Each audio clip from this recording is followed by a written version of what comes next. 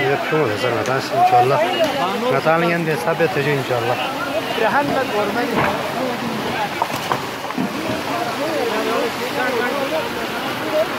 Video